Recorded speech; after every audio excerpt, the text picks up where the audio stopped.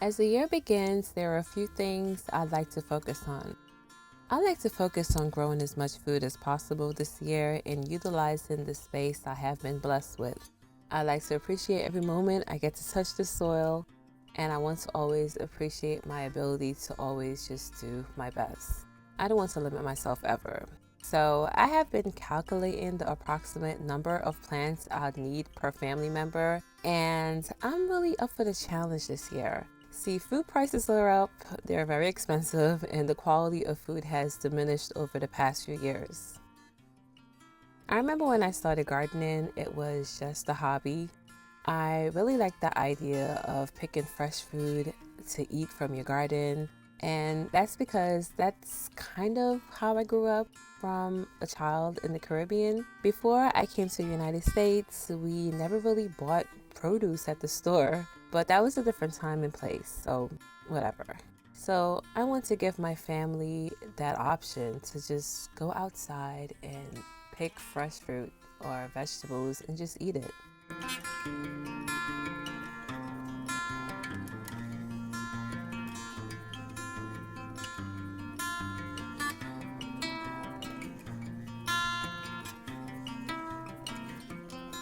What I am saying is that I want to do more. I never considered myself a homestead, a farmstead, gardener, or any of the fancy titles. I just consider it as me being me trying things and learning from them.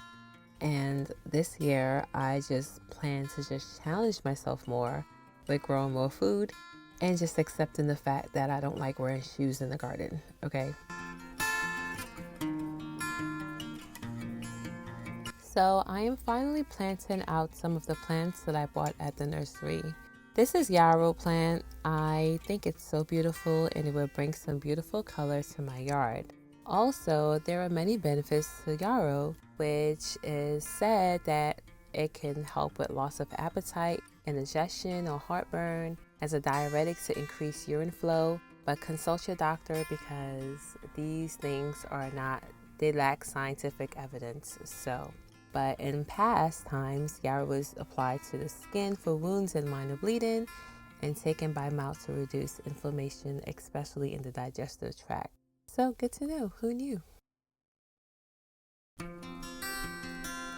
In front of the yarrow, I am going to plant some kohlrabi. I grew and tasted kohlrabi last year for the first time, and I'm going to grow more this year. I'm not going to grow a lot of kohlrabi because my husband said that he didn't remember tasting it, but I did put it in the food, so I don't know. But I'm just going to grow some, mostly for my satisfaction.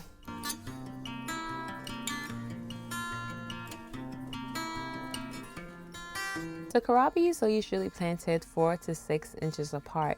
What you do with kohlrabi is you let them grow together until the kohlrabi reaches about 2 to 3 inches, and then you harvest them until you have about 12 inches between plants.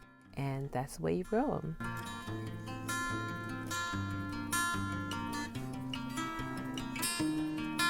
So I have blackberry plants popping up in my garden, and I think that these are plants that I had roots for blackberries and I planted them in 2023 and nothing came up, and I just said, okay, well, I guess it didn't survive. But in 2024 they came up.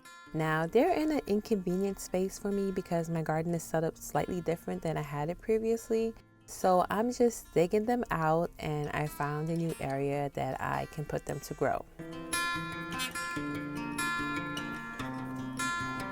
Look at the roots on those blackberries. They are super long. So I'm going to have to dig a hole deep enough to carry the roots and also wide enough as well. So I'm going to end up digging kind of like trenches in a way to because I don't want to break the roots. I wanted to make sure that it takes into the ground. So I am just digging a hole and trying to fit this in there. And then I am also going to try to cover up the root that's also at the sides. So I don't know if I'm explaining this correctly, but you can see what I'm doing in this video. So I'm just trying to make it work out for me, and I'm just gonna cover it because I ain't gonna lie, guys, I kind of got a little bit lazy at the end because it was getting late and I should have had my children help me or my husband, but I didn't want to wait for them. I just wanted to kind of have this blackberry planted and ready just in case it was going to fruit this year.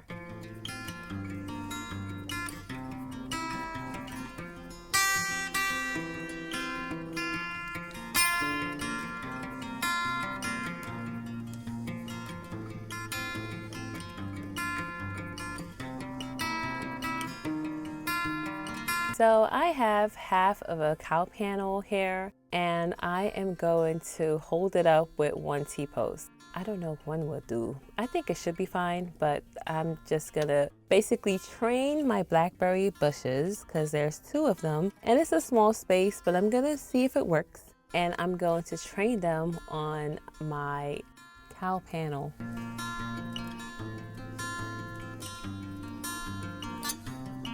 So we had a little storm last night and it was pretty windy, and I'm happy that nothing went crazy except for some of the blossom on some of my fruit trees came off, and hey, that's okay. Today I planted some beets. So we have a few beet seeds. This one is green top buncheon, crossbeet Egyptian, and then we also have the mono red beets, mono round red.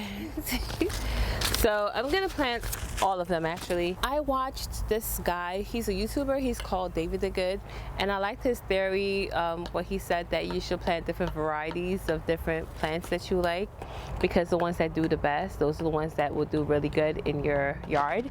So I'm gonna try that out this year. So I'm just gonna loosen up the soil here, even though the soil is pretty wet. It's so noisy out here and windy.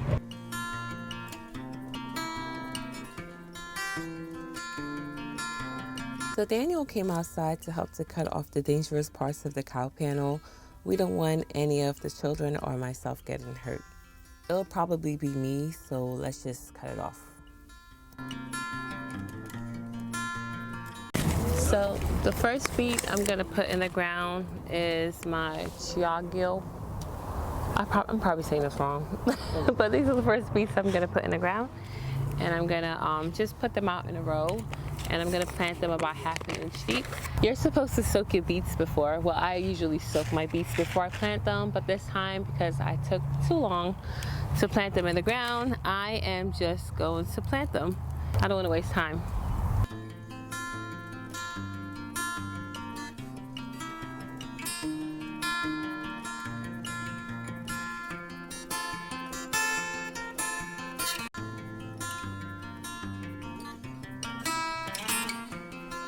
We decided to add a few more chicks to our flock. Hallelujah for the girls, because they faithfully give us eggs, especially during this egg shortage. I don't even know what's going on with the eggs, to be honest. So Daniel is doing some repairs on our smaller chicken coop that he built a few years ago, and that will be where the new chicks will stay.